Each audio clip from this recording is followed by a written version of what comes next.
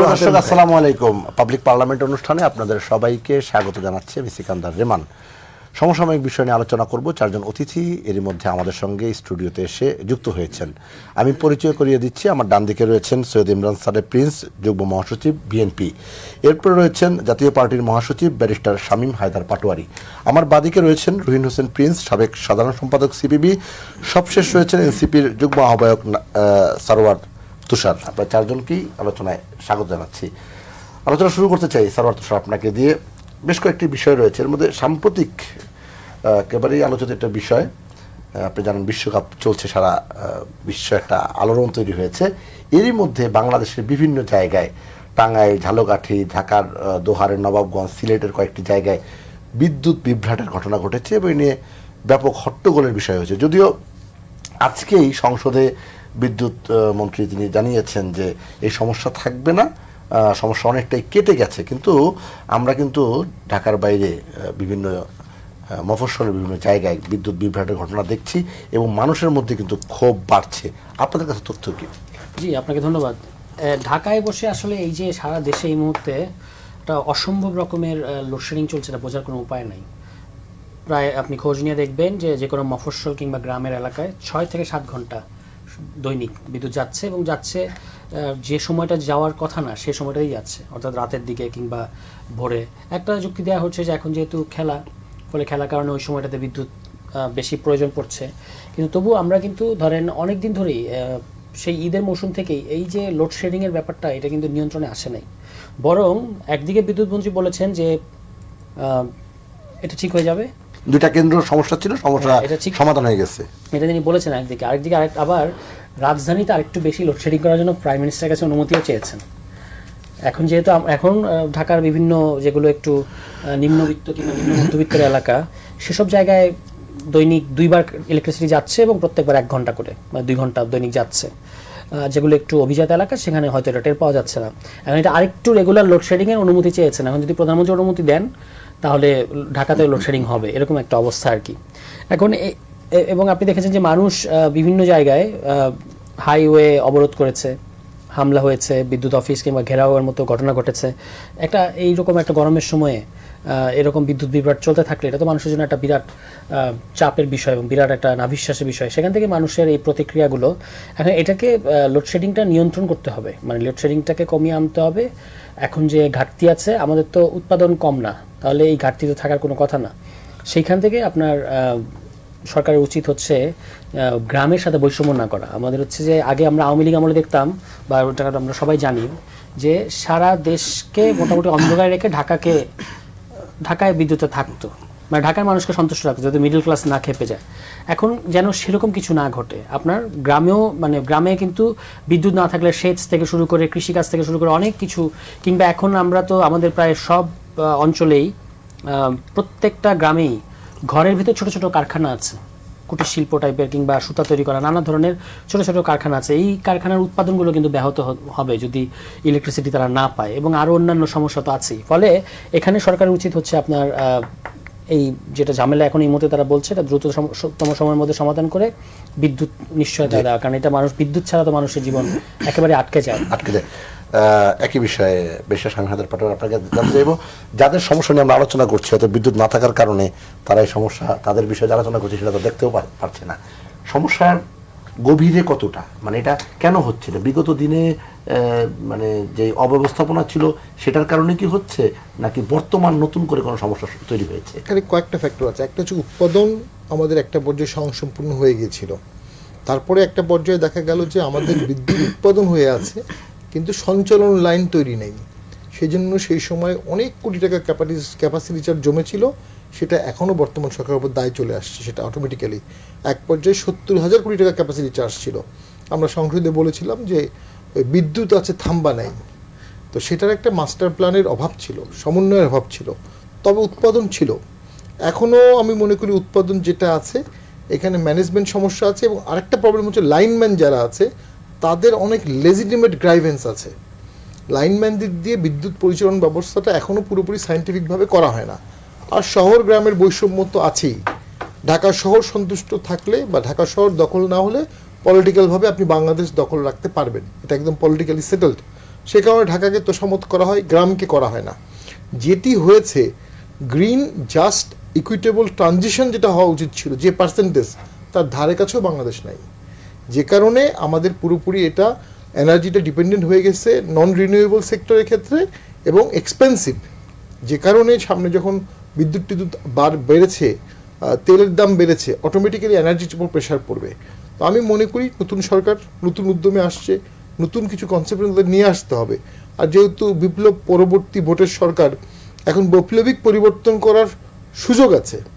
সেই সুযোগটা সরকার ইফিসিয়েন্টলি নিবে কিনা, নিতে ইচ্ছুক কিনা, এটা বোঝা কিন্তু মুশকিল। কোনো পরামর্শ? আমরা মনে করি এখন অবশ্যই ওই লাইনম্যানদের সাথে কথা বলে পরিচালন ব্যবস্থাটা জাস্ট করতে হবে এবং গ্রিন ট্রানজিশনে যেতে হবে যতটুকু। এটা ইন্টারন্যাশনাল কমিটমেন্টও আছে বাংলাদেশের। এটা না করলে বাংলাদেশ ইন্টারন্যাশনাল কমিটমেন্টে পিছিয়ে যাবে। প্রতিবার কপে গিয়ে আমরা যে কমিটমেন্ট দিয়ে আসি সেটা আমরা ফুলফিল করতে পারি না। যখন আমরা এই কমিটমেন্ট ফুলফিল করব, তখন প্যারিস কনভেনশন অনুযায়ী যে বিপুল টাকা রাখা আছে লস অ্যান্ড ড্যামেজ ফান্ড, সেখান থেকে আমরা বিপুল টাকা পাবো। আমরা যত গ্রিন করব তত টাকা পাবো, যত কার্বন রিডিউস করব তত আমরা কার্বন সেল করতে পারবো। এটা একটা কমার্শিয়াল দিক থেকে চিন্তা করলে চমৎকার ভেঞ্চার, কিন্তু একটা খুব বড় মাপের লিডারশিপ দরকার এই ট্রানজিশনের জন্য। সেইটা বর্তমান প্রধানমন্ত্রী চাইলে চেষ্টা করতে পারেন এবং সকলের সহযোগিতা পাবেন। জি, রহিন হাসান প্রিন্স, একই বিষয়ে আপনার কাছে জানতে চাও। তবে এই যে যেটি সরার তুষার বলছিলেন যে সেচ, কৃষিকাজ সহ মানে একেবারে প্রান্তিক পর্যায়ে যে অসুবিধাগুলো, মানে এখন তো বিদ্যুৎ একেবারে বিলাসিতার কোনো বিষয় নয়, এটা একেবারে মানুষের রুটি রুজির সঙ্গে মানে সংশ্লিষ্ট। সেক্ষেত্রে আপনারা তো শ্রমজীবী মেহনতি মানুষের অধিকার নিয়ে কাজ করেন, আপনাদের বক্তব্যটা কি? না, আমি প্রথমে বিদ্যুৎ নিয়ে একেবারে ছোট করে বলি। আমার মনে হয় বিদ্যুৎ নিয়ে এটা আমার পরিষ্কার বক্তব্য। পরিষ্কার শব্দটা রিপিট করলাম কারণ ব্যাখ্যা করব না বলে। এটা প্রমাণিত বিদ্যুৎ যেটা দরকারের কথা বললেন, দরকার আছে কিনা ওটা নিয়ে কোনো কেউ আলোচনা করে না, কারণ ওটা না হলেই তো চলেই না, জীবনই অচল সব কিছুই, ওটা নিয়ে আর আলোচনার দরকার নেই। তো বিদ্যুৎ এখন বাংলাদেশ যে পর্বে আমরা আছি, তাতে যদি আপনি টাকা দিতে পারেন তাহলে বিদ্যুতের কোনো ঘাটতি নাই। শুনে রাখেন, পরিষ্কার কথা নাই। এক, দুই নম্বর হচ্ছে সামান্য কোথাও কোথাও ওই যে লাইন এবং পরিচালনার ঘাটতি আছে, কিন্তু সেটা মেজর কোনো ব্যাপার না। তাইলে এখন যেটা সমস্যা, এই যে লোডশেডিং এর কথা বলা হচ্ছে, পরিকল্পিতভাবেই করা হচ্ছে, কারণ আর্থিক সাশ্রয় নানা কিছু করার জন্য।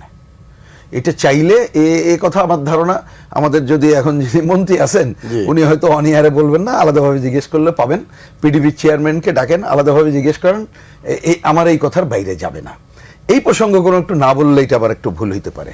সেটা হচ্ছে কি, এই যে উৎপাদনের এই পরিমাণ ক্ষমতা করা হয়েছে, সেইটা করতে যেয়ে বাংলাদেশকে একটা অর্থের সংকটের মধ্যে ফেলা হয়েছে। আপনি কি কল্পনা করতে পারেন এই যে বিভিন্ন সময় যে এত মেগাওয়াট উৎপাদনের যে আমরা করলাম, তাতে আমদানি নির্ভর জ্বালানিতে খরচ করেছে 2 লক্ষ কোটি টাকার উপরে, 2 লক্ষ কোটি। ক্যাপাসিটি চার্জ যেগুলোর নামে 1 লক্ষ কোটি টাকা দেওয়া হয়েছে, ওর ঘানি এখন টানতে হচ্ছে। পরিকল্পিতভাবে করলো যে গ্রিন এনার্জির কথা হলো, আমরা গ্যাস উৎপাদন করে যদি এই জায়গায় করতাম এবং এই জায়গাগুলো বন্ধ করতাম, তাহলে এই টাকার সংকট হতো না। প্রসঙ্গক্রমে বলি, আমাদের গ্যাস উত্তোলন, পেট্রো বাংলা, অমুককে, এই যে আমি 2-3 লক্ষ কোটি টাকার হিসাব করলাম, কত টাকা দেওয়া হয়েছে এই সময় জানেন? হার্ডলি 8,000 বা 9,000 কোটি টাকা। মানে এইখানে টাকার ঘাটতি, কিন্তু ওই জায়গায় দিলে ঘাটতি নাই, কারণ ওইখানে নানা ধরনের বাণিজ্য টাণিজ্য আছে। তাহলে এই সংকটের মধ্যে আসলে আমরা আছি। এখন তাহলে প্রশ্ন কি, যেটা আপনি বললেন, অবশ্যই আমি তো অনেক ক্ষেত্রে দেখি, ধরেন যদি শহরে, এটাই বাস্তব কথা, একটা বাড়িতে না থাকে, ধরেন যে বাড়িতে এসি চালায়, হয়তো এসি চালাইতে পারলো না, ওই কি বলে আইপিএস আছে, বড়টা চলে না, এই ধরনের সংকট।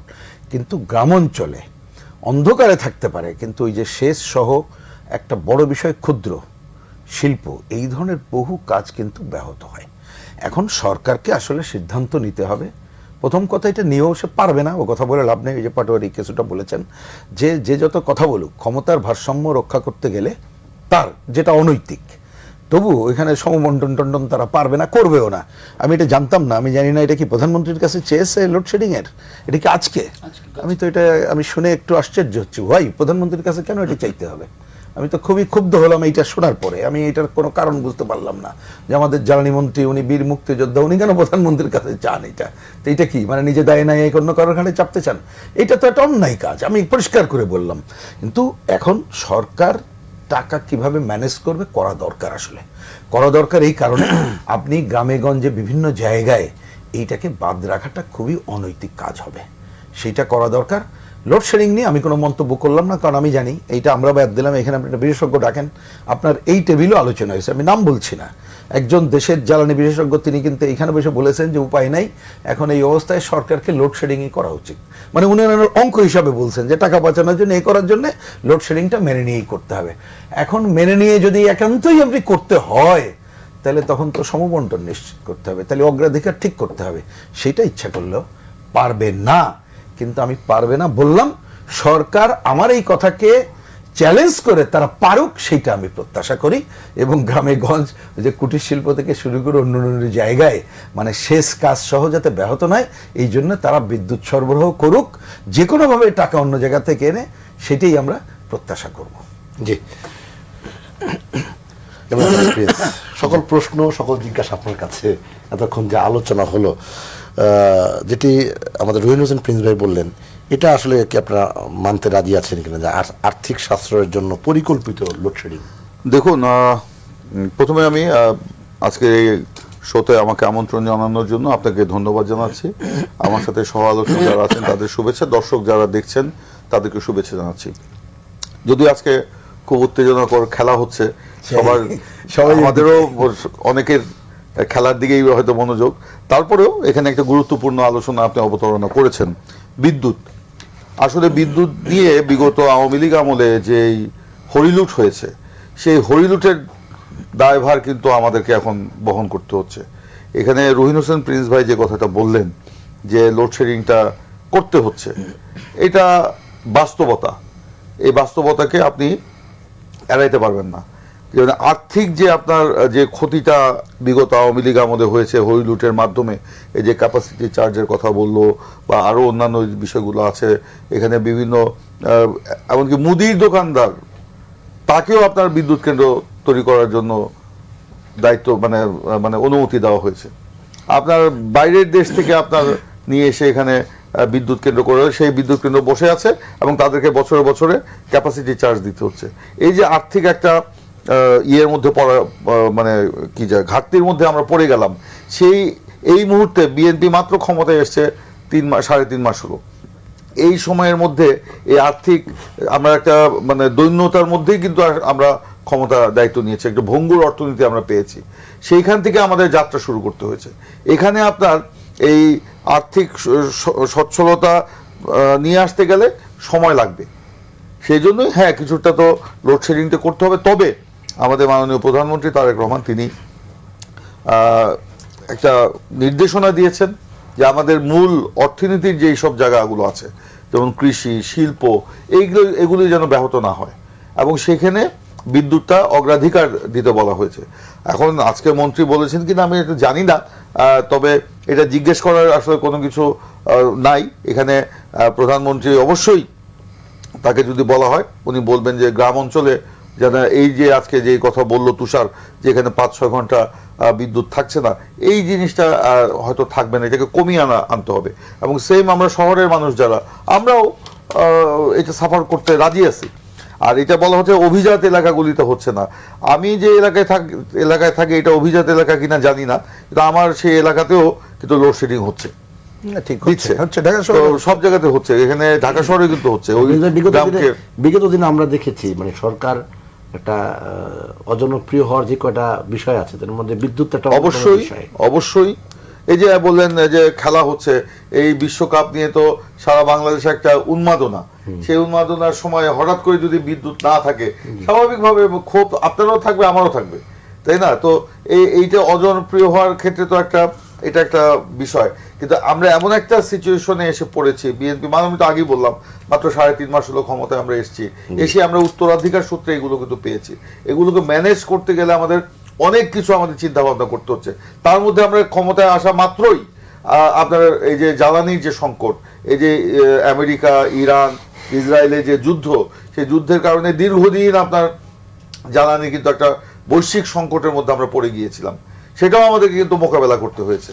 তো এই যে একটার সাথে কিন্তু আরেকটা রিলেটেড, সেই জন্যই আমাদের মাননীয় প্রধানমন্ত্রী তারেক রহমানের নেতৃত্বে বিএনপি যে সরকার, সেই সরকার আমরা গ্রিন ট্রানজেকশনের দিকে আমরা এটা যেতে চাই, এবং সেটা আমাদের যে সোলার সিস্টেম, সোলারের মাধ্যমে বিদ্যুৎ উৎপাদন করা এবং সেই বিদ্যুৎটাকে আপনার গ্রামে গঞ্জে মানে দিয়ে দেওয়া। এমনও ধারণা আসছে যে ধরেন একটা উপজেলার হয়তো 2টা ইউনিয়নকে সোলার সিস্টেমের আওতায় নিয়ে আসা হলো, বা একটা বিদ্যুৎ কেন্দ্রের অধীনে যে ইয়েগুলো আছে, ওই মানে এলাকা আছে, সেগুলোকে দিয়ে দেওয়া হলো। এরকম অনেক বিষয় নিয়ে আলোচনা, এই পুরো বিষয়টা আলোচনা করতে গেলে সময় লাগবে, আমি ওইদিকে গেলাম না।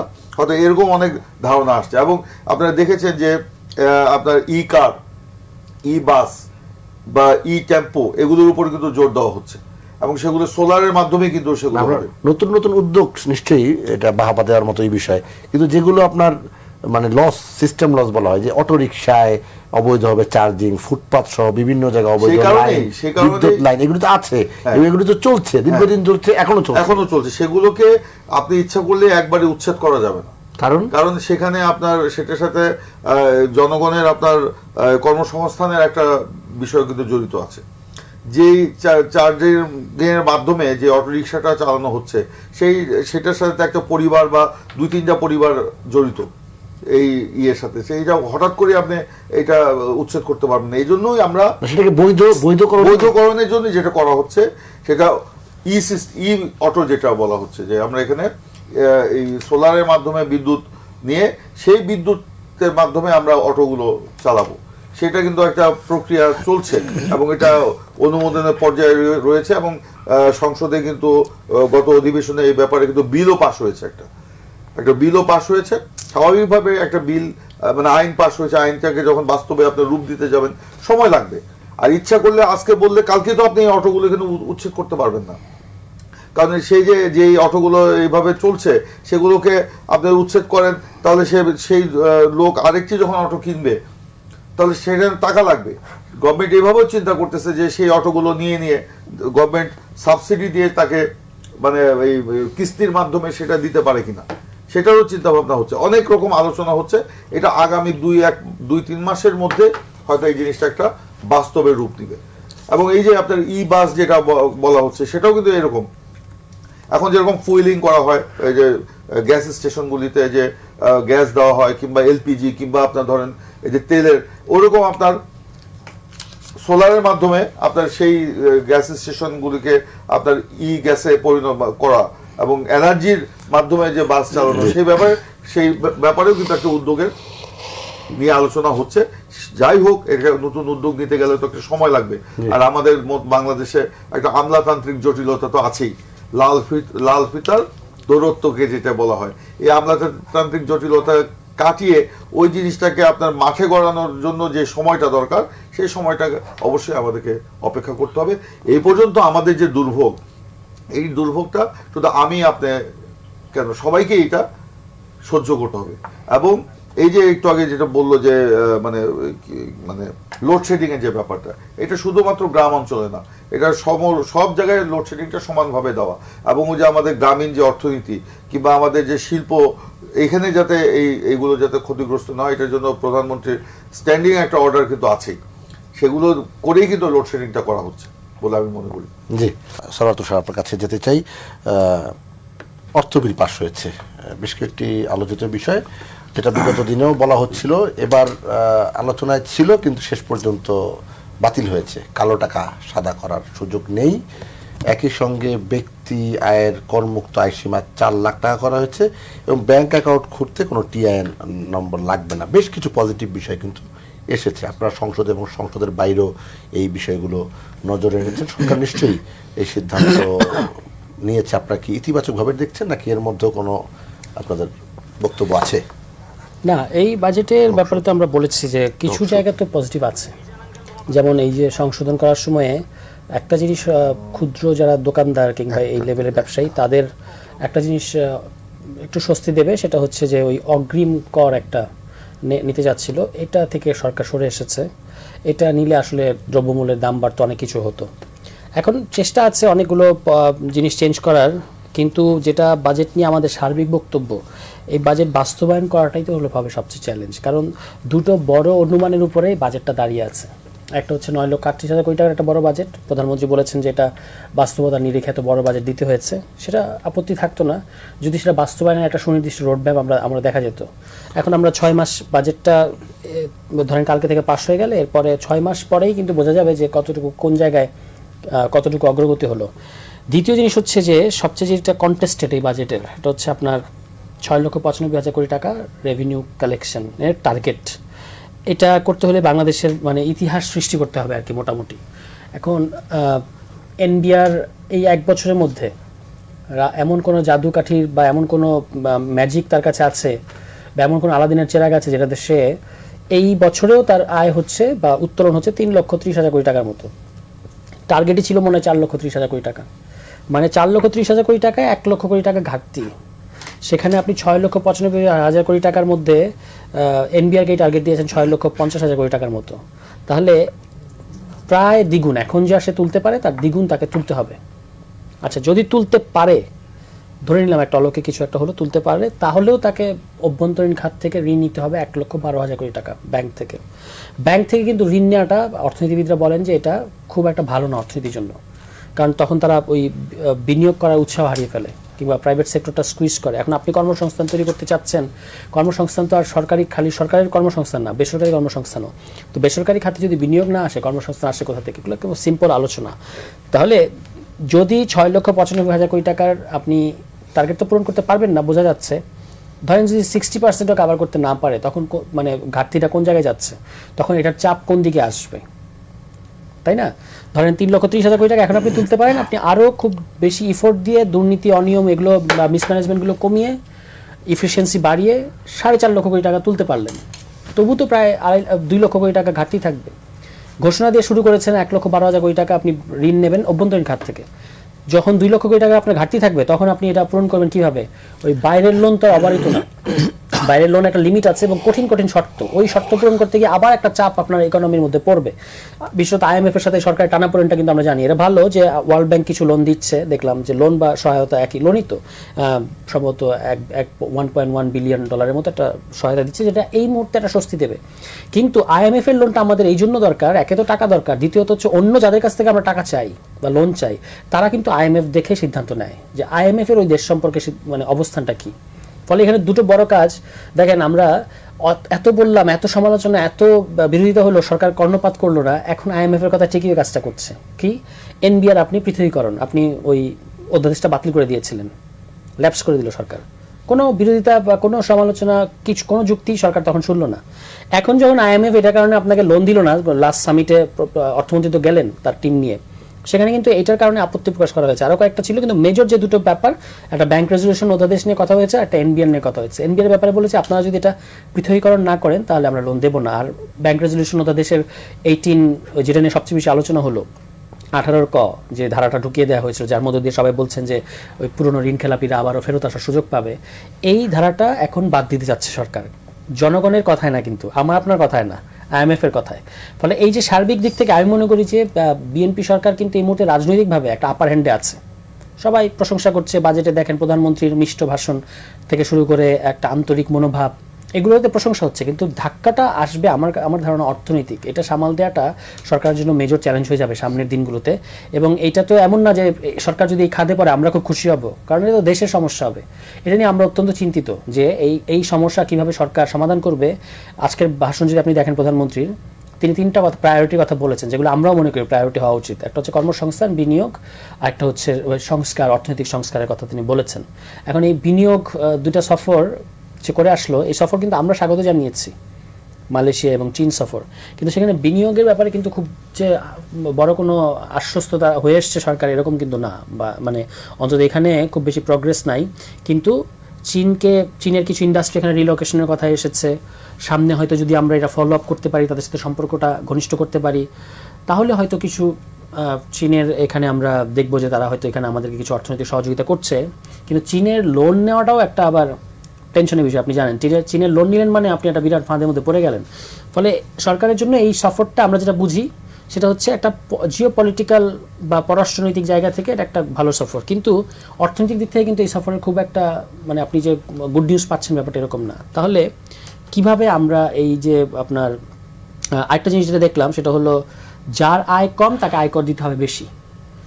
একটা হিসাবে দেখলাম যে যার মাসিক আয় ৭৪,০০০ টাকা তাকে আপনার 49% তার আয়কর বাড়বে, যার ৯৮,০০০ টাকা তার বাড়বে 57%, যার ১.৫ লক্ষ টাকা বা তার বেশি তার বাড়বে 30%, আর যার ২.৫ লক্ষ টাকা বা তার বেশি তার হলো 10%। মানে যে আপনার যত আয় বেশি তত আয়কর কমছে।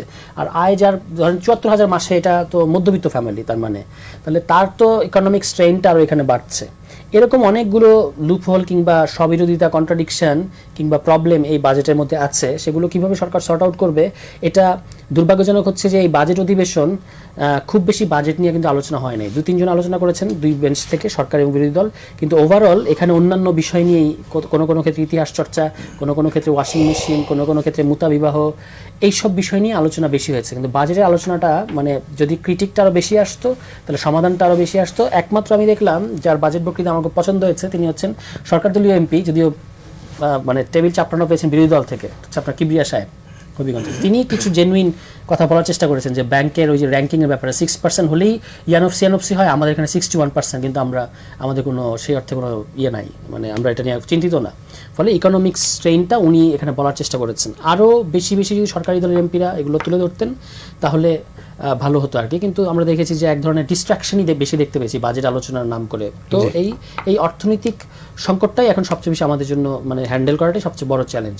জি, ব্যারিস্টার শামীম হায়দার পাটোয়ারি, অর্থনৈতিক চ্যালেঞ্জ বিশেষ করে রাজস্ব আদায়, এটা মানে শুরু থেকে এটা নিয়ে ব্যাপক মানে আলোচনা সমালোচনা দায়ী বলে নেওয়া হচ্ছে, এবং সরকার এটা কীভাবে ম্যানেজ করবে, আদৌ কি ম্যানেজ করা সম্ভব? স্যার তুমি সব খুব চমৎকার কিছু আইডিয়া মানে কথা বলেছেন, এবং ইন্ডিকেশনগুলো আসলেই যৌক্তিক। যে বাজেটের টার্গেট করা হয়েছে এটা যে করের, এটা কখনো সম্ভব না। গত বছর তার থেকে অনেক কম হয়েছে, তাহলে এখানে একটা ঘাটতি তৈরি হবে অবশ্যম্ভাবী। যে বিদেশি বিনিয়োগ বা বিদেশি লোনের কথা বলা হয়েছে, গত বছরের সরকারের সময়ও যে লোনের টার্গেট, বিদেশি বিনিয়োগের টার্গেট ছিল, সেটা অর্ধেক হয়েছে, এবারও অর্ধেক হবে। তাহলে ওখানে একটা ঘাটতি সৃষ্টি হবে। অন্যান্য আয়গুলো প্রত্যেকটাই ঘাটতি হবে। এর মধ্যে সরকার 50,000 কোটি টাকা বেতন বাড়িয়েছে, ফিক্সড কস্ট 50,000 কোটি টাকা। অ্যান্ড দেন যে ফ্যামিলি কার্ড, কৃষক কার্ড, যেগুলো খুবই মানবিক, খুবই একটি সফট অ্যাপ্রোচ গভর্নমেন্টের, ওয়েলফেয়ার অ্যাপ্রোচ, ওয়েলফেয়ারিজম, কিন্তু সেটার টাকা আসবে কোত্থেকে? দেন সরকার টার্গেট করেছে ইনফ্লেশন 7.5, যেটা এখন ছিল 8.5, বর্তমানে হয়েছে 9.5। সবাই বলছে এটা 10 হবে। যে ইনফ্লেশন 10 হবে সেটাকে আপনি 7.5 আনবেন কিভাবে? জনজীবন দুর্বিষহ হয়ে যাবে 10% যখন ডাবল ডিজিটে চলে যাবে। জিডিপি গ্রোথ 6.5% টার্গেট করা হয়েছে, এটা অনেকে বলে 3-4% বেশি হবে না। আমি মনে করি এটা ওভার অ্যাম্বিশিয়াস, একটা শব্দ আছে কিউজিস্টিক, impractical budget in the sense. সরকার হাতে কি করার ছিল? সরকারের হাতে আমি মনে করি সরকার সস্তা জনপ্রিয়তার দিকে যাচ্ছে, এবং একটা ব্যাপক ভয় আছে যখন টাকার শর্ট হবে, টাকা আপনাকে কেউ দিতে পারবে না চায়না ছাড়া, এবং চায়না যখন টাকা দেবে, চায়না তাদের পলিটিক্যাল শর্ত সাপেক্ষে দেওয়াটার সম্ভাবনা আছে, সেটা একটা অ্যাসপেক্ট আমি পরে বলবো। আরেকটা হচ্ছে সরকার তখন টাকা ছাপাবে। আর তুষার সাহেব যেটা বললেন, ব্যাংক থেকে লোন নেবে। যখন সরকার ব্যাংক থেকে এবং সঞ্চয়পত্র থেকে উচ্চ হারে লোন নেবে, ইতিমধ্যে কিন্তু আমাদের এই বাজেটের মধ্যে একটা বিশাল অংশ হচ্ছে সুদ হিসাবে যাচ্ছে, 1 লক্ষ কত কোটি টাকা, এটা সামনের বছর 1.5 লক্ষ কোটি টাকা হবে। আর যখন আপনি ব্যাংক থেকে সরকার টাকা নেবে, তখন প্রাইভেট সেক্টর টাকা পাবে না। এটা বিগত সরকারের সময় হয়েছিল। প্রাইভেট সেক্টর টাকা না পাওয়ার কারণে কাপড় আনতে পারছে না, সেলাই করতে পারছে না, বিল দিতে পারছে না, বেতন দিতে পারছে না, স্টাক হয়ে গেছে, অসংখ্য গার্মেন্টসের স্টাক। এবং এখনও যদি ব্যাংক টাকা দিতে না পারে, মানে সরকার টাকা নিয়ে নেয়, তাহলে ব্যাংক টাকা দিতে না পারলে প্রাইভেট সেক্টর আরও স্টাক হবে। নতুন জব তো ক্রিয়েশন হবেই না, এক্সিস্টিং জব কমে যাবে। অলরেডি 10 লক্ষ জব হারিয়ে গেছে। তখন সরকার কি করে এসব ক্ষেত্রে? তখন সরকার শেষ পাগলামিটা করে, টাকা চাপায়, এবং সেটা অর্থনীতিকে আরও ধ্বংস করে দেয়। আমার ব্যক্তিগত অভিমত, যদিও আমি অর্থনীতিবিদ না, যতই অজনপ্রিয় হোক বা সস্তা জনপ্রিয়তার দিকে না গিয়ে সরকারের এখন রক্ষণশীল বাজেট দেওয়া উচিত ছিল। বাংলাদেশের প্রথম দরকার স্ট্যাবিলিটি, প্রথম দরকার গভর্নমেন্টের ফার্মনেস। ছোট টার্গেট কিন্তু অ্যাচিভেবল টার্গেট। বড় টার্গেট আপনি ফেল করলেন, যখন একটা গভর্নমেন্ট ফেল করে, আমাদের কিন্তু আর কোনো ডেমোক্রেটিক অপশন নাই খুব বেশি। সো আমি মনে করি সরকারের বেশ কিছু জিনিস রিভিউ করার সে সুযোগ আছে, সম্পূরক বাজেট দিয়ে রিভিউ করতেই পারে। এবং আমি যেটা দেখছি আইনজীবী হিসাবে এবং অ্যাজ এ উদ্যোক্তা 5 বছর আগের ট্যাক্স ফাইল ঘাটাঘাটি করা হচ্ছে, 5 বছর আগের ভ্যাটের ফাইল ঘাটাঘাটি করা হচ্ছে। অর্থাৎ সরকার অতীত করের জন্য পাগল হয়ে গেছে। সরকার কখন অতীত করের জন্য পাগল হয়ে যায়? যখন সরকার ভবিষ্যতে করের সম্ভাবনা দেখে না। যে ব্যবসায়ীর কাছে আপনি 5 বছরের পুরনো ভ্যাট নিলেন, তিনি হয়তোবা বাধ্য হয়ে ভ্যাট দিলেন, কারণ তার বিল বন্ধ হয়ে যাবে, তার অ্যাকাউন্ট বন্ধ হয়ে যাবে, সে তার ব্যবসা সামনের দিকে সংকুচিত করে ফেলবে, যেটা কর্মসংস্থানে সরাসরি এফেক্ট করবে, সরাসরি। তো এই কর্মসংস্থান বৃদ্ধি সবচেয়ে কঠিন কাজ। এরশাদ স্যারের সময় এরশাদ স্যার একবার সিদ্ধান্ত নিলেন গার্মেন্টস উনি সাবসিডি দিবেন না। কেন সাবসিডি দিবেন? কারণ গার্মেন্টস অনেকটা প্রফিট করছে। তখন আনিসুল ইসলাম মাহমুদের সবাই গিয়ে বলল এই সেক্টরে 15 লক্ষ লোক কাজ করে, এই সেক্টরে সাবসিডি দিলেও এটা দেশের লস নেই, কারণ এখানে জব ক্রিয়েট হচ্ছে। তো সেই জব ক্রিয়েট করার মধ্যে কিছু আমরা দেখছি, খুব কঠিন কাজটা। তো আমি মনে করি সেক্ষেত্রে আমাদের মূল ফোকাস হওয়া উচিত ছিল গভর্নেন্স, দুর্নীতি কমাতে হবে। 2, স্কিল বাড়াতে হবে। আমাদের যে তরুণ আছে কয়েক কোটি, যেটা গভর্নমেন্ট কিছু উদ্যোগ নিচ্ছে, তাদেরকে ভাষা শেখাতে হবে, তাদেরকে সফট স্কিল, তাদেরকে ইন্ডাস্ট্রিয়াল স্কিল, ব্লু কালার জবের জন্য তৈরি করতে হবে, করে বিদেশে পাঠাতে হবে। তারা যে টাকা পাঠাবে ওই টাকা দিয়ে আপনি ফ্যামিলি কার্ড করেন। ফিলিপাইন তাই করছে। ফিলিপাইন আর টাকার অভাব নাই। তারা একসময় দক্ষ নার্স পাঠিয়েছে, দক্ষ হাউসমেট পাঠিয়েছে, দক্ষ সিকিউরিটি গার্ড পাঠিয়েছে, আমাদের থেকে 3 গুণ টাকা পায়। এবং ফিলিপাইনে গেলে আপনি দেখবেন বিশাল বিশাল মার্কেট। এই মার্কেটের ক্রেতা হচ্ছে রেমিটেন্স ওয়ার্কারদের ফ্যামিলি। বাংলাদেশে সে একই সুযোগ আছে। সেটাকে চাকাটাকে ঘোরাতে হবে। আপনি যদি আগেই নিজের খরচ করে ফেলেন, আয়ের আগে কোনো কারণে যদি আয়টা কম হয়, তাহলে অর্থনীতি মিসম্যাচ হয়ে যাবে। এবং অর্থনীতি যখন মিসম্যাচ হবে, তখন গভর্নমেন্ট পাগল হয়ে যাবে টাকার জন্য, ন্যাচারালি চায়নার কাছে টাকা চাবে। চায়না তখন স্বাভাবিকভাবেই তার ব্যাম্বু কার্টেন বা আধিপত্যবাদের শর্তেই টাকা দেবে। সেটা আবার ভারত আমেরিকা মানবে না। গভর্নমেন্ট কী করবে তখন? গভর্নমেন্ট কী করবে? আসলে কিছু করার থাকবে না গভর্নমেন্টের। ওই টাকা গভর্নমেন্ট নিতে পারবে বলে আমার মনে হয় না। শ্রীলঙ্কায় যে বন্দর নিয়ে এক্স্যাক্টলি ঘটনা ঘটেছে, এবং শ্রীলঙ্কায় যে বন্দর নিয়ে হাম্বানটোটা, হাম্বানটোটা, সেটা ইভেনচুয়ালি চায়নাকে দিয়ে দিতে হয়েছে। বাংলাদেশেও আওয়ামী লীগ গভর্নমেন্ট অনেকগুলো সোভারিন কন্ট্রাক্ট দিয়ে টাকা নিয়েছে, সেটা ঝুঁকি বাংলাদেশেরও আছে। ঝুঁকি তো অলরেডি বেড়ে আছে, এটাকে তো আর বাড়ানোর সুযোগ নাই। তো সেইটা এখন ওই যেটার জন্য বললাম, রক্ষণশীল অর্থনীতি দরকার ছিল 1-2 বছর। শান্ত হোক, সবাই ফিরে আসুক, সবাই ব্যবসা করুক, চাকাটা ঘুরুক। সরকার আর কয়টা ইকোনমিতে কন্ট্রিবিউশন করে? ইকোনমিতে চলে প্রাইভেট সেক্টর, ইকোনমি ঘোরায় প্রাইভেট সেক্টর, জব ক্রিয়েট করে প্রাইভেট সেক্টর, ট্যাক্স দেয় প্রাইভেট সেক্টর। সরকার নিজে বেশি কাজ করতে গেলে কিন্তু প্রাইভেট সেক্টর নিরুৎসাহিত হয়ে যাবে। সেইটা বড় সমস্যা হবে। আর একটা জিনিস হবে, যখন বেতন বাড়াচ্ছেন আপনি সরকারি কর্মচারীর, এটা কিন্তু ইনফ্লেশন বাড়াবে ইনএভিটেবলি। এবং প্রাইভেট সেক্টরকে তখন বেতন বাড়ানোর চাপ আসবে, প্রাইভেট সেক্টর অ্যাগেইন সংকুচিত হয়ে যাবে। তো সামনে অর্থনীতির তো খুবই দুর্ভাগ্যজনক অবস্থান হতে পারে, এবং হোপ খুব একটা নাই। পলিটিক্সও এখন স্টেবল হয়নি, বর্ডারও একটু আনস্টেবল মনে হচ্ছে। সব মিলিয়ে তো ফরেন ইনভেস্টমেন্ট আসবে না, ফরেন এইডও আসবে না, কারণ আমরা এইড থেকে লেভেল থেকে বের হয়ে গেছি। যদি ইনভেস্টমেন্ট না আসে, ইন্টারনাল ইনভেস্টমেন্ট না হয়, আমাদের অলরেডি রপ্তানি কিন্তু নেগেটিভে চলে গেছে। রপ্তানি গ্রোথ হচ্ছে না, এফডিআই নেগেটিভ। এগুলোকে পজিটিভে নিয়ে যাওয়া একটা কঠিন ঐক্যমতের দরকার এবং কঠিন পলিটিক্যাল স্টেটসম্যান দরকার। সেটা মাননীয় প্রধানমন্ত্রী হয়তোবা পারবেন, কিন্তু আমি মনে করি উনি অতি উদার, অতিমানবিক হয়েছেন। অতি উদার, অতিমানবিক কিন্তু রাজনীতির কাজ না। রাজনীতিবিদের কাজ হচ্ছে নিষ্ঠুর বাস্তবতার আগে পরিচালনা করা, দেশ চালানো। একদম এখানে কোনো গ্রে এরিয়া নাই, it's black and white. 25 lakh কোটি গাছ লাগাবেন কেউ একজন, উনি বলেছেন। 25 কোটি গাছ রক্ষণাবেক্ষণ করা সম্ভব বাংলাদেশে কখনো প্র্যাকটিক্যালি? আবেগ শুনতে খুব ভালো শোনায়। ভুটানের রাজা 1 লক্ষ গাছ লাগিয়েছিলেন তার বার্থডেতে। 25 কোটি গাছ কি আসলেও বাংলাদেশে লাগায় আমরা যত্ন নিয়ে তৈরি করতে পারবো? 5 বছরে খুব কঠিন কাজ। 25 লাখ গাছ লাগিয়ে পানি দিয়ে রাখাই কঠিন। এবার যে বাজেট কত লাগবে? প্রত্যেক গাছকে পানি দিতে হবে, সার দিতে হবে, শেড দিতে হবে। তো আমি মনে করি যে আসলে ওনার অ্যাডভাইজারদের মধ্যে আরও অনেক ম্যাচিউরড অ্যাডভাইজার প্রয়োজন। এই সরকারের একটা প্রবলেম আছে, 17 বছর এই সরকারের লোকজন কিন্তু গভর্নমেন্ট ট্র্যাকের বাইরে ছিল। ন্যাচারালি তাদের সময় লাগবে, সময় দিতে হবে।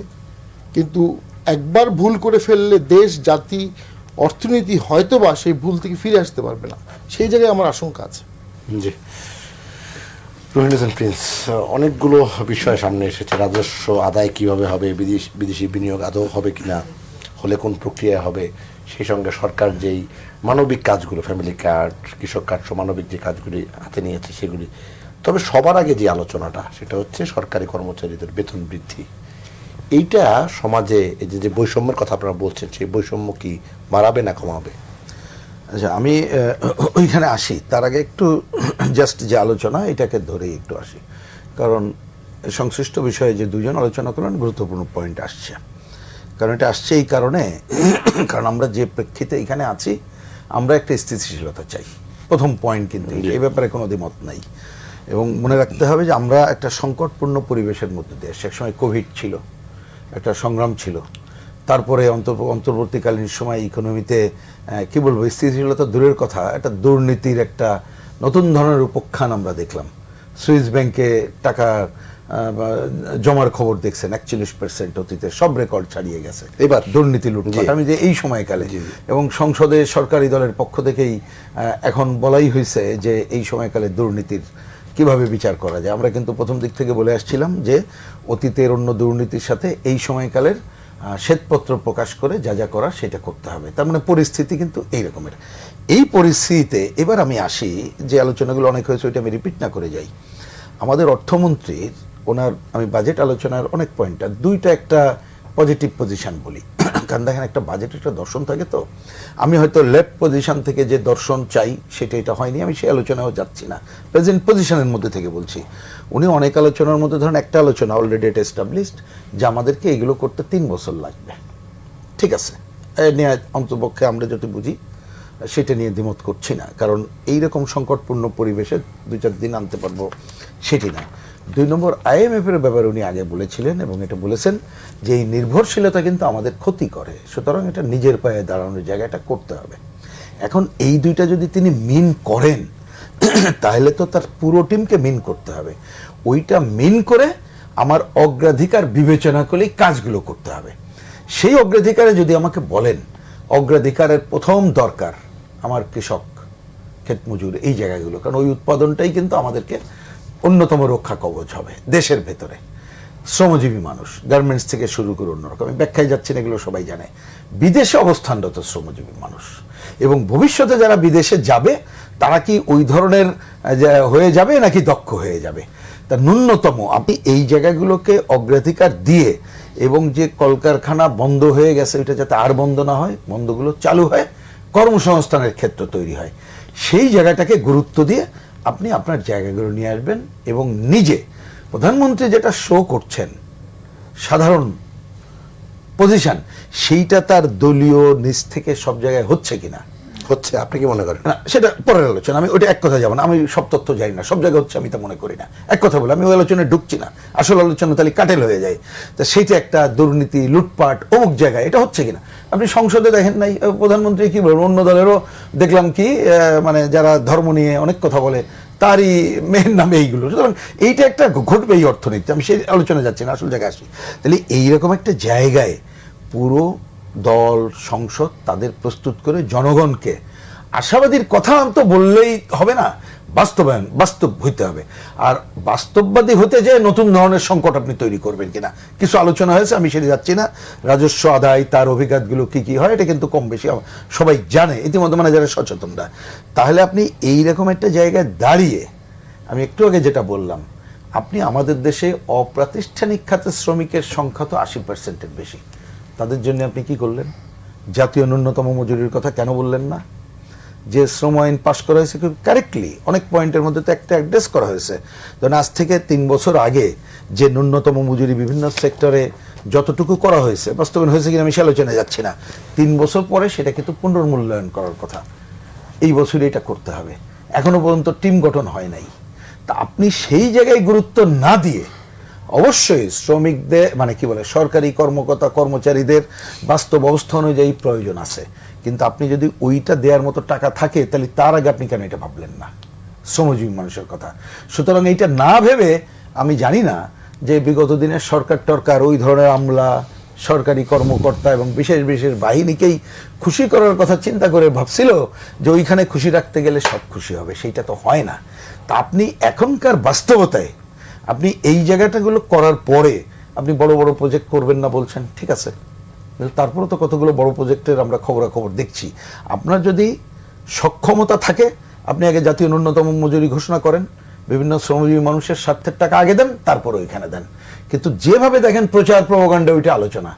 এখন সাধারণ মানুষের কণ্ঠস্বর হয়তো সামনে আসছে না, কিন্তু আপনি কি মনে করেন যদি এইখানে আপনি টাকা না দিয়ে, জাতীয় ন্যূনতম মজুরি ঘোষণার জায়গায় না দিয়ে, ওইখানে যদি আপনি প্রায় 100% যে খবরটা আসছে যে 50,000 কোটি টাকা দিয়ে আসছে, তাহলে এর মার্কেটের অভিঘাত এবং মানুষের মধ্যে যে অভিঘাত হবে, তার যে পরের কি বলে আন্দোলন সংগ্রাম এবং অন্য জায়গাটা যেটা জেনুইন, আমরাও তো এটাকে সমর্থন করব, না করার তো কোনো কারণ নেই। এইটা আপনি কিভাবে সামলাবেন আমি জানি না। সরকার কোন অঙ্কের ভিত্তিতে এটা করছে। আমি সরকার এই যে বিদেশে গেল, টাকা আনতে পারছে কি পারে না, এই 1-2 দিনে পারবে সেটা কিন্তু আমরা মনে করছি না। বাস্তব অবস্থার উপরে দাঁড়িয়ে সেই জায়গাটা জনগণের কাছেও পরিষ্কার করে আরও বাস্তবসম্মত পদক্ষেপ নেওয়া প্রয়োজন ছিল বলে আমি মনে করি। প্রসঙ্গক্রমে একটা কথা বলি, ধরেন এইখানে এই যে 2,500 টাকা ফ্যামিলি কার্ড, কৃষকের ঋণ মকুব করছে, নমকের, তো ভালো পদক্ষেপ, আরও করতে পারলে তো আমরা আরও খুশি। কিন্তু আমি ছোট্ট 2টা উদাহরণ খালি দেই। 2,500 টাকা আপনি আরও বাড়ালেন, কিন্তু জিনিসের দাম অন্য জায়গায় বেড়ে গেল। আগে 2,500 টাকা যা পাওয়া যেত এখন কম পাওয়া গেল, তাহলে তো এই মানুষ স্বস্তি পেল না। তাহলে আপনি এর সাথে ন্যূনতম 9টি পণ্য, এই গরিব মানুষ, আপনি যাকে কার্ড দিচ্ছেন ধরে নিলাম ওই মানুষকেই কেন আপনি, আমি সবার কথা এখন বাদ দিলাম, ন্যূনতম এই 9টা পণ্য, চাল টাল এইগুলো মিলাই টিলাই যা আছে, রেশনিং ব্যবস্থা নিশ্চিত কেন করছেন না, বা তাদের জন্য ন্যায্য মূল্যের দোকান করলেন না কেন? না করলে আপনি বাজেটে দেন নাই, তার মানে ওই টাকা কিন্তু কয়দিন পরে দেখবেন সন্তুষ্টি আপনি পাবেন না। কৃষকের ঋণ মকুব করলেন, খুব ভালো খবর, এর থেকে তো ভালো খবর হওয়ার কথা না।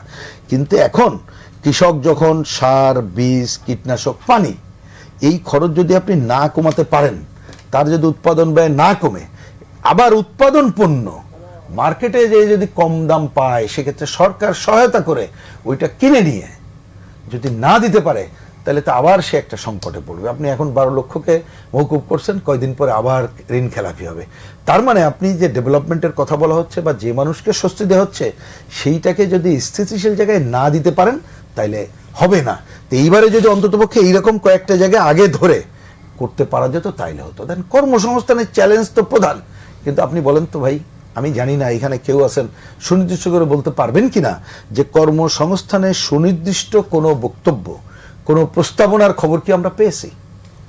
পেয়ে যাব কিনা আমি সে আলোচনায় যাচ্ছি না। তাই আমি বলছি এই আলোচনা, এইগুলো না পেলে আপনি যতই মিষ্টি কথা এবং জনতুষ্টিবাদী কথার মধ্যে থাকবেন, কিন্তু দেখবেন শেষ বেলায়, এখনো সরকার 4 মাস, এখন অনেক কথা বলা হচ্ছে না, মিষ্টি মিষ্টি কথার মধ্যে থাকছে, কিন্তু যখন এই সংকটগুলো ঘনীভূত হবে, তখন কিন্তু দেখবেন নতুন নতুন এমন সংকট হবে, এখনো রাজনৈতিক স্থিতিশীলতা আসেনি, জনজীবনের স্বস্তি এখনো আসেনি, আপনি মবের ধারা বাদ হয় নাই, হেফাজতে মৃত্যু কিন্তু বন্ধ হয় নাই, মানে অন্ততপক্ষে সোশ্যাল এই জায়গাগুলো তো যে শান্তির জায়গা যদি থাকতো একটা ব্যাপার ছিল।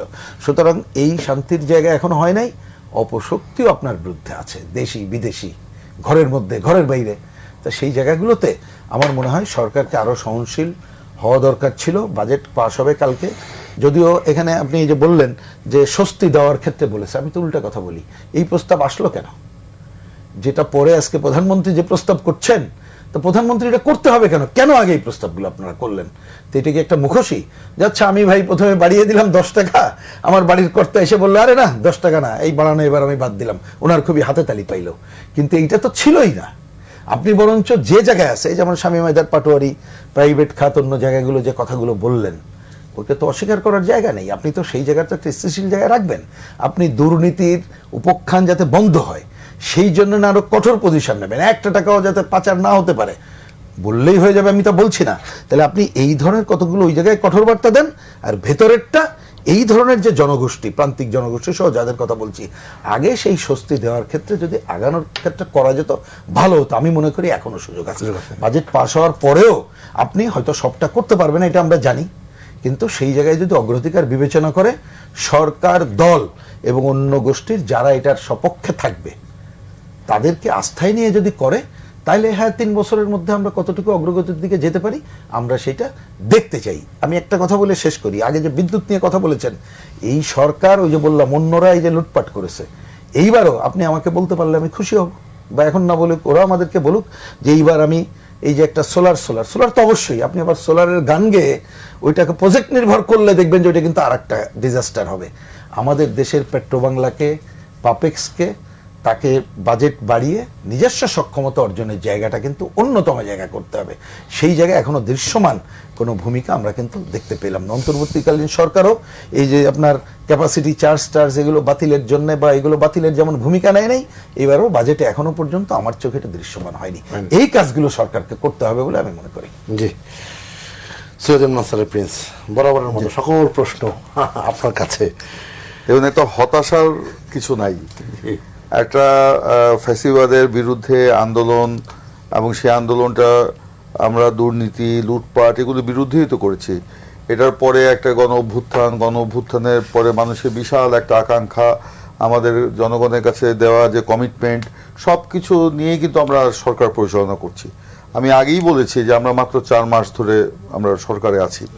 এর মধ্যে আমাদের একটা নতুন বাজেট দিতে হয়েছে, এবং জনগণের বিপুল একটা মানে প্রত্যাশা যে জনগণের জন্য এখানে কিছু করা।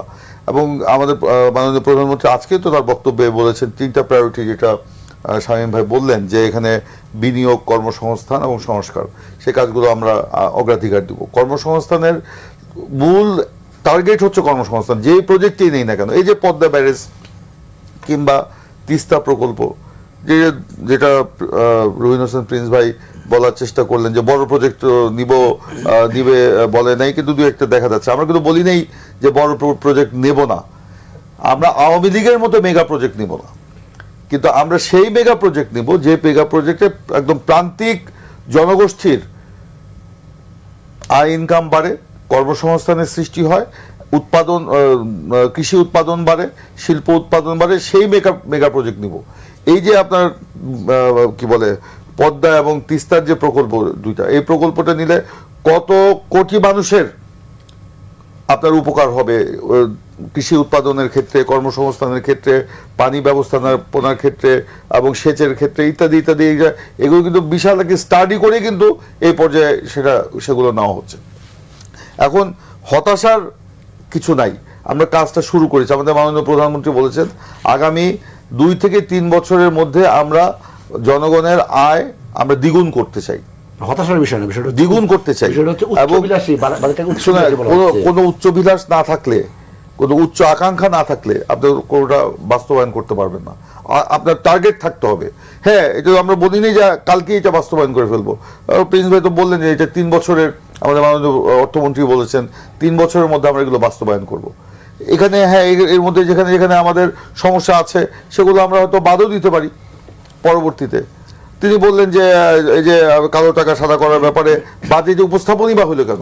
হ্যাঁ, এটা তো বাজেটটা যখন উপস্থাপন হয় তখন অর্থমন্ত্রী বা এই কি বলে এটার নাম এনবিআর কিংবা অর্থ মন্ত্রণালয়, তারা যাদের সাথে বসেন, ব্যবসায়ী গ্রুপ আছেন, সরকারি আমলা আছেন কিংবা বিশেষজ্ঞ আছেন, অর্থনীতিবিদ আছেন, দেশি বিদেশি এক্সপার্ট, তাদেরকে নিয়ে আলোচনা করে তাকে উপস্থাপন করা হয়। তখন হয়তো সেটা ছিল, কিন্তু এটা নিয়ে যখন সমালোচনা সৃষ্টি হয়েছে, প্রধানমন্ত্রী সেটা বাতিল করার জন্য অনুরোধ জানিয়েছেন। এইটাই তো একটা জনগণের নির্বাচিত প্রধানমন্ত্রীর কাজ। জনগণের যে প্রত্যাশা বা জনগণের যে আকাঙ্ক্ষা বা যেই দৃষ্টিভঙ্গি বা তাদের যে ভয়েস জনগণের, সেটা শোনা তো প্রধানমন্ত্রীর কাজ। তো সেটা শুনেছেন বলেই তো আপনার এটা বাতিল করে। শুধু কি এইটাই, আপনার যে করের যে সীমা উনি বাড়িয়ে দিয়েছেন, বাড়িয়ে দিয়েছেন সেখানে, তো সেটাও তো জনগণের প্রত্যাশা অনুযায়ী সেই সীমা বাড়িয়ে দিয়েছেন। তো এখন হ্যাঁ, এখানে টাকাটা আসবে কোত্থেকে, এটা ঠিক। এখানে আমাদের স্বামীদের পাটুর কিছু আগে বলেন যে বৈপ্লবিক পরিবর্তনের একটা সুযোগ আসে, কিন্তু সেই বৈপ্লবিক পরিবর্তনের জন্য আমাদের সকলকে মানসিকভাবে প্রস্তুত থাকতে হবে। সেটা প্রধানমন্ত্রী থেকে শুরু করে একদম তৃণমূলের সাধারণ মানুষ, যারা খেটে খাওয়া মানুষ, সবাইকেই সেই মানসিক পরিবর্তন ঘটিয়ে আমার সেই বৈপ্লবিক পরিবর্তন আনতে হবে। আজকে এই যে এখানে বললেন যে 25 কোটি গাছ কিভাবে লাগাবে 5 বছরে, খুবই সহজ, প্রধানমন্ত্রী করে দিয়েছেন। এটা তো এই সাধারণ মানুষ লাগাচ্ছে না। যেমন আজকে প্রধানমন্ত্রী যেটা উদ্বোধন করলেন, 1 স্টুডেন্ট 1 ট্রি, 1 চাইল্ড 1 ট্রি, যেটা মানে একজন বাচ্চা একটা গাছ লাগাবে। সে কোথায় লাগাবে? তার বাড়ির আঙিনায় লাগাবে, তার নিজের বাড়িতে মতো, এবং সেই গাছটা পরিচর্যা করা হবে, সন্তানের মতো করে পরিচর্যা করতে হবে। যেমন ধরেন আমাদের সকল আপনার যে সরকারি অফিস যেগুলো মানে বিভাগগুলো আছে, অধিদপ্তর, যেমন সিটি কর্পোরেশন, জেলা পরিষদ, ইউনিয়ন পরিষদ, উপজেলা পরিষদ, শিক্ষা মন্ত্রণালয়, কিংবা ওনাদের ডিপার্টমেন্টে এলজিইডি বলেন, রোডস অ্যান্ড হাইওয়েজ বলেন, কিংবা আপনার পাওয়ার ডেভেলপমেন্ট বোর্ড বলেন, কিংবা ওয়াটার ডেভেলপমেন্ট বোর্ড বলেন, সবাইকেই কিন্তু নির্দেশ দেওয়া হয়েছে এবং তারা তাদের আঙিনায় বা তাদের আয়ত্তের মধ্যে গাছগুলো লাগাবে। শুধু লাগালেই চলবে না, এটা রক্ষণাবেক্ষণ করতে হবে সন্তানের মতো করে। সেখানে সার দেওয়া, সেখানে গাছ লাগিয়ে 3টা খুঁটি বসানো এবং সেই গাছটাকে আপনার নেট দিয়ে ঘিরে দেওয়া, যাতে গরু ছাগল না খেতে পারে বা অন্যরা উঠিয়ে না দিতে পারে, এই জন্য নির্ধারিত আঙিনার মধ্যে লাগাতে বলো। যেমন আমাদের জেলা পরিষদে আমাদের যে টার্গেট দেওয়া হয়েছে একটা জেলায়, আমরা কোথায় লাগাচ্ছি? আমাদের যে নিজস্ব ডাক বাংলো আছে, আমাদের নিজস্ব যে রাস্তা আছে, আমরা যেসব প্রকল্পে সহযোগিতা করছি অর্থনৈতিকভাবে, সেই সব প্রকল্পে আমরা লাগাচ্ছি গাছ। তো সেই গাছগুলোকে যদি আমরা মানে 5 বছর ব্যাপী পরিচর্যা করি, কিছুটা 1 বছরই যদি পরিচর্যা করি, 1 বছর পরে গাছের আর পরিচর্যা তেমন কোনো মানে প্রয়োজন হয় না। শুধু সময় সময় গোড়াটা নিংড়ানো এবং ওখানে অল্প কিছু সার দেওয়া। তো আমি ধরেন আমার যে পুকুরটা আমি লিজ দিয়েছি, সেই লিজ যারা দিয়েছে তাদেরকে বলছে তোমার পুকুরের পাশে আমার 5টা গাছ লাগাবা, সেই 5টা গাছের পরিচর্যা করার দায়িত্ব তোমার। তা তারা তো উৎসাহের সাথে সেটা করছে। তো এরকম 25 কোটি গাছ লাগানো এটা কোনো ব্যাপার না, যে বাস্তবসম্মত সেটার জন্য অর্থকৃত বরাদ্দ আমরা দিচ্ছি। এই গাছটা আমি লাগাই গেলাম রাস্তার পাশে, পরে খবর নিলাম না, তা কিন্তু না। আমি তো বললাম একটা গাছ লাগানো হচ্ছে, সেই গাছ আবার বলে দেওয়া হচ্ছে ঔষধি গাছ, ফলজ গাছ, বনজ গাছ, এবং সেই গাছটা লাগানোর পরে 3টা খুঁটি আমরা লাগাচ্ছি। 3টা খুঁটি চতুর্দিকে আবার নেট দিয়ে দেওয়া হচ্ছে এবং সেখানে প্রতিদিন যেন পানি দেওয়া হয় সেই ব্যবস্থাও কিন্তু আছে। এটা যদি তদারকি করা হয়, যদি পরিচর্যা করা হয়, এই গাছ লাগানো সম্ভব। তো এগুলো তো সেভাবেই করা হচ্ছে। আজকে প্রধানমন্ত্রী নিজেই তো বললেন যে ওদের স্লিপ অফ টাং, ওদের 2500 জায়গায় 25,000 বলে ফেলছিলেন, একটা ফ্যামিলি কার্ডে দেওয়া হচ্ছে একটা পরিবারের মহিলা মানে গৃহকর্ত্রীদের নামে। তো এইটাও বলেছেন, হ্যাঁ আল্লাহ যদি আমাদেরকে মানে দেন, সেই সুযোগ যদি দেন, তাহলে এই 2500 টাকা না 25,000 টাকাও হতে পারে। তো এই উচ্চাভিলাষ না থাকলে আপনি কিন্তু সামনে আগাতে পারবেন। 25,000 না পারেন, 2,500 টাকা থেকে 3,000, 4,000, 5,000 টাকা তবে করতে পারবেন 5 বছরে। সেজন্য আপনার রাজস্বটা আদায় হয়। হ্যাঁ, এই রাজস্ব আদায় নিয়ে একটা কথা। এই জন্য আপনার রাজনৈতিক অঙ্গীকার লাগবে, রাজনৈতিক সদিচ্ছা লাগবে, তাহলে এটা আপনার করতে হবে। আপনার দুর্নীতি কমে নিয়ে আসতে হবে। এই রাজস্ব আদায়ের ক্ষেত্রেও যে দুর্নীতি হয়, হয়তো হয় না, এই দুর্নীতিটাকে আপনি কমাই নিয়ে আসতে হবে। দুর্নীতি নির্মূল করবেন সেটা সম্ভব না, 100% করা সম্ভব না। আমাদের মতো দেশের বাস্তবতায় আগামী 5-7 বছর এটা সম্ভব না। এটা কমাই নিয়ে আসতে হবে। কমে আনতে আনতে আনতে আনতে আপনি একটা 0% নিয়ে আসতে পারবেন। এবং সেটার জন্য ওই যে বললাম, রাজনৈতিক অঙ্গীকার এবং রাজনৈতিক সদিচ্ছা লাগবে। দেশের রাজনৈতিক স্থিতিশীলতা থাকতে হবে, অর্থনৈতিক স্থিতিশীলতা থাকতে হবে, অ্যাজ ওয়েল এজ সামাজিক স্থিতিশীলতা তখন ফিরে আসবে। তো সেই জন্যই আমরা তো একটা ভিশন এবং মিশন, এই দুটো নিয়েই তো আমরা কাজে নেমেছি। এবং সেই ক্ষেত্রে আমরা বলছি যে দল মত নির্বিশেষে সকলেই এই যুদ্ধে অংশগ্রহণ করতে হবে। প্রধানমন্ত্রী বলেছেন, আমাদের পার্টি মিটিংয়ে বলেছেন, আমরা যুদ্ধ করে দেশ স্বাধীন করেছি, যুদ্ধ করে আমরা গণতন্ত্র ফিরিয়ে এনেছি, যুদ্ধ করে আমরা ফ্যাসিবাদের অবসান ঘটিয়ে একটা জনগণের আকাঙ্ক্ষা অনুযায়ী দেশ পরিচালনার দায়িত্ব নিয়েছি, যুদ্ধ করে আমরা জনগণের যে ভাগ্যের পরিবর্তনটা আমাদের করতে হবে, সেই যুদ্ধে তিনি সকলের অংশগ্রহণ কামনা করেছেন। জি সরওয়ার তুষার, আমরা একটু ভিন্ন প্রসঙ্গে, যদিও এটি খুবই প্রাসঙ্গিক একটি প্রসঙ্গ, আমাদের প্রিন্স ভাইয়ের মধ্যে পদ্মা ব্যারেজ এবং তিস্তা মহাপরিক্রমার বিষয়টি সামনে এনেছেন। তিনি বলেছেন কোটি কোটি মানুষের উপকার হবে। তো উপকার হওয়ার আগের যে সিনারিওটা, এই বছর ডিসেম্বরেই তো 30 বছর মেয়াদী চুক্তি শেষ হচ্ছে ভারতের সঙ্গে, গঙ্গা চুক্তি। গতকাল এবং এর আগের দিন আমাদের স্বাধীনতা পাটনের কাছে যাবো, তার অঞ্চল ওইটি ডালিয়া পয়েন্ট সহ বেশ কয়েকটি পয়েন্টে বিপদসীমার উপর দিয়ে পানি প্রবাহিত হচ্ছিল। অর্থাৎ যখনই তাদের সেখানে পানিটা বেড়ে যাচ্ছে, তারা ছেড়ে দিচ্ছে এবং এখানে কিন্তু বিপুল সংখ্যক মানুষ ক্ষতিগ্রস্ত হচ্ছে। এটা তো আগে নিশ্চয়তা করতে হবে প্রজেক্টগুলি আসার আগে, যে আমাদের অঞ্চলের মানুষের স্থিতিশীল অবস্থা যদি থাকে সেটা নিশ্চিতটা কীভাবে সম্ভব? হ্যাঁ, এটা বলার আগে আমি একটু আমার মনে হয় একটু ক্ল্যারিফাই করা উচিত।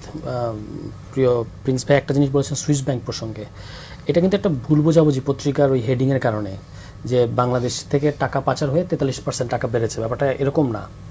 এই যে 43% টাকা বেড়েছে, এটা হচ্ছে ব্যাংকগুলোর আমানত ওখানে রাখার পরিমাণ বেড়েছে, এবং ব্যক্তি পর্যায়ে টাকা বরং আগের বছরের তুলনায় 10% কমেছে।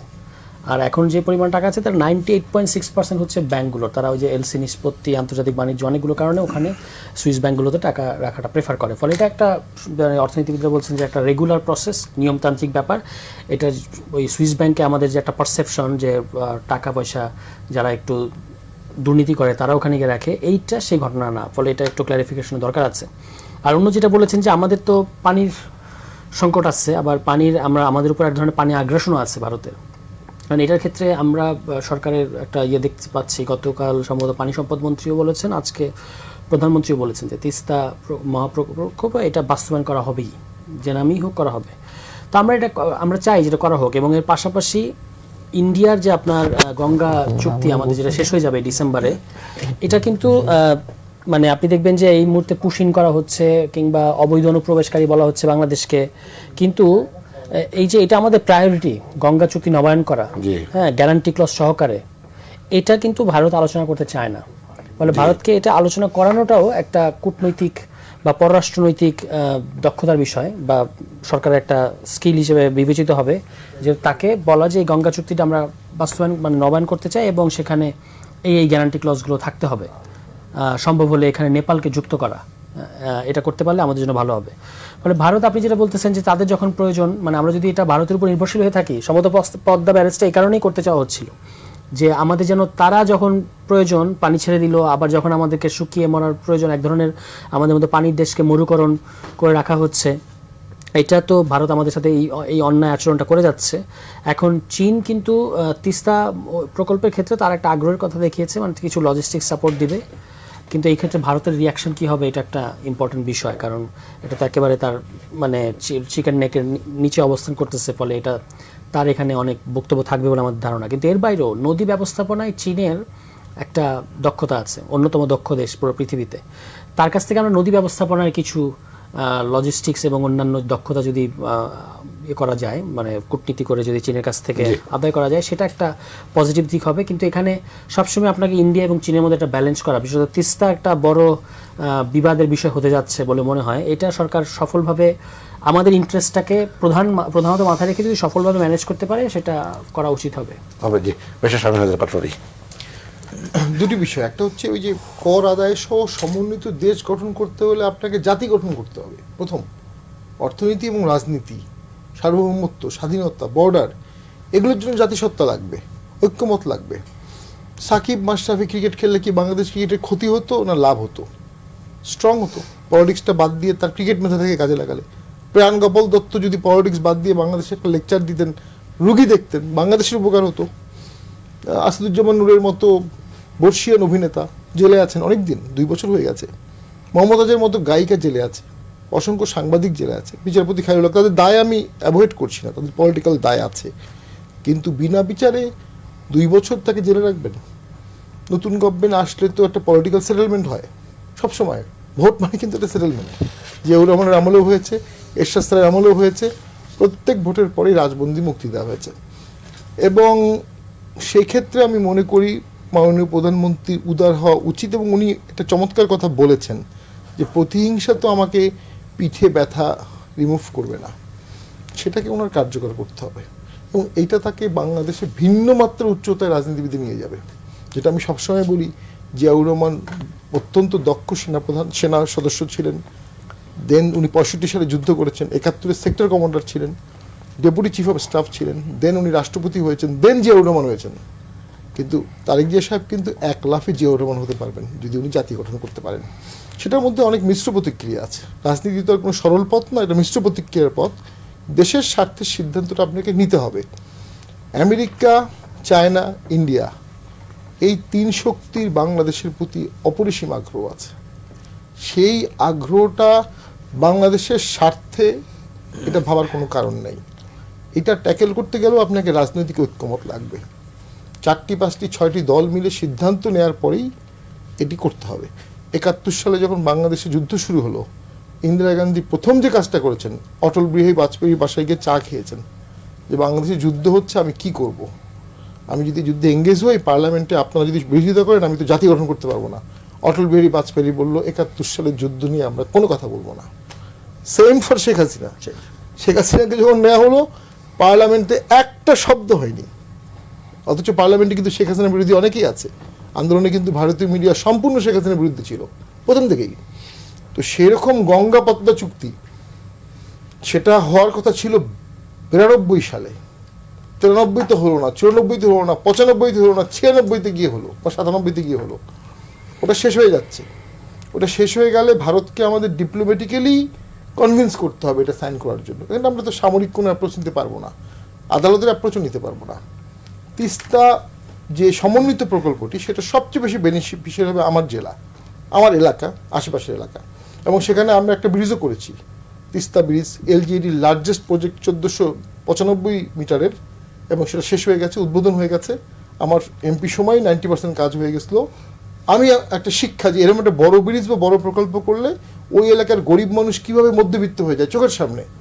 তার 1 শতক জমির দাম ছিল 2000 টাকা, ওটা হয়ে গেছে 2 লাখ টাকা। সে ওখানে লেবারের কাজ করেছে, সে বালি সাপ্লাই দিয়েছে, এলাকাটা শহর হয়ে গেছে। তো এই ধরনের প্রজেক্ট অবশ্যই দেশকে ভালো করবে। দেন আসবেন, আপনি যদি চায়নার কাছে টাকা নিতে চান, চায়নার কাছে টাকা নিতে গেলে চায়না কি তার ব্যাম্বু কার্টিন বাড়াতে চাবে, মানে ওই তার প্রভাব বলাটা বাড়াতে চাবে কিনা? আদারওয়াইজ চায়নার ফান্ড ছাড়া তো আর কোনো ফান্ড নাই। তো আমি মনে করি এ বিষয়ে সরকারের প্রথম বছর যেহেতু, সকলকে তুষ্ট করেই চলতে হবে। জি, রুডিসন প্রিন্স, অনুষ্ঠান শেষ তাহলে পর্যায়ে আমি একেবারে ছোট ছোট করে 3টা কথা বলি, দেখা যাচ্ছে না। একটা, এখানে যে আলোচনা আসছে বলে আমি খালি ওটাকে সাপোর্ট করছি, যে এইখানে একটা সমন্বিত পজিশন, রাজনৈতিক স্থিতিশীলতার জন্য এটা করতে হবে। এবং এই যে বিচার ব্যবস্থায় জামিন পাওয়ার অধিকার আছে, তা এইটা থেকে বঞ্চিত করা, এটা একটা ক্ষতিকর জায়গায় যাচ্ছে, দেশকে একটা নানা সংকটের মধ্যে কিন্তু এই জায়গাটায় ফেলবে, এটা মনে রাখা দরকার। দ্বিতীয়ত, এটা নিয়ে আমার 2টা মন্তব্য। প্রথম কথা, এই যে তিস্তা ব্যারেজ, গঙ্গা ব্যারেজ আমাদের দেশের প্রয়োজনে আমরা করব, কিন্তু মনে রাখতে হবে যে এইগুলো তো অনেক আগের, এটা নতুন করে আবিষ্কার না। আমাদের যে টোটাল বদ্বীপ প্রকল্প, তার ভিত্তিতে এটা হচ্ছে।